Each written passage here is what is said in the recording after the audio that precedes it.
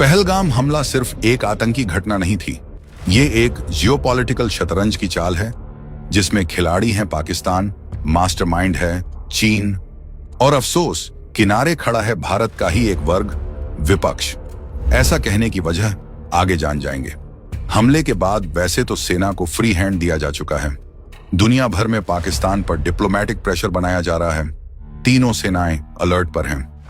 लेकिन एक बात जो किसी को हजम नहीं हो रही है कि जो विपक्ष 2019 के स्ट्राइक के सबूत मांग रहा था, अब अचानक पाकिस्तान पर हमला करो जैसे बयान देने लगा है। शक इस पर नहीं कि पाकिस्तान दोषी है, शक इस पर है कि क्या यह हमला सिर्फ सीमा पार से आया था या इसमें कहीं भीतर से भी कोई इनविजिबल हैंड काम कर रहा है। अब जरा टाइमिंग समझिए।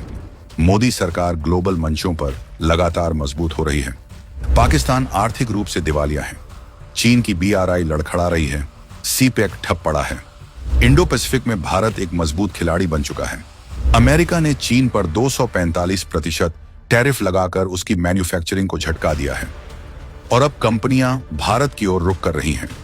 यानी भारत बन रहा है अगली मैन्युफैक्चरिंग सुपर पावर।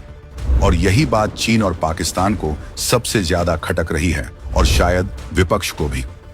अब चीन अपने गिरते एजेंडे को सहारा देने के लिए पाकिस्तान का सहारा बना हुआ है और वैसे भी पाकिस्तान में अकेले इतनी हिम्मत नहीं कि वो भारत पर हमला करे, खासकर तब जब भारत में मोदी सरकार हो। मकसद साफ है, भारत को युद्ध में उलझाना, क्योंकि युद्ध का मतलब है अस्थिरता, अस्थिरता का मतलब है निवेश रुकना। जो रोड, पोर्ट्स, एयरपोर्ट्स, यूनिवर्सिटीज, अस्पताल बन रहे हैं उन पर ब्रेक लगाना और अंत में विपक्ष को चुनावी मौके देना ताकि वो कह सके मोदी जी ने किया ही क्या। युद्ध में उलझते ही भारत का फोकस LAC से हटेगा और यहीं से चीन अपने खेल में आगे बढ़ेगा। ये सिर्फ हमला नहीं है, ये आर्थिक वॉर की शुरुआत है। विपक्ष को भी इसका पूरा अंदाजा है, फिर भी वो सरकार को युद्ध में धकेलने की भाषा बोल रहा है। क्यों? ताकि मोदी सरकार का सबसे बड़ा वादा, भारत को तीसरी सबसे बड़ी आर्थिक महाशक्ति बनाना, अधूरा रह जाए। वो इस अधूरे वादे को चुनावी मुद्दा बना सके, यानी पूरा दबाव मोदी सरकार पर डालना है, चाहे इसके लिए देश को ही क्यों न दांव पर लगा देना पड़े।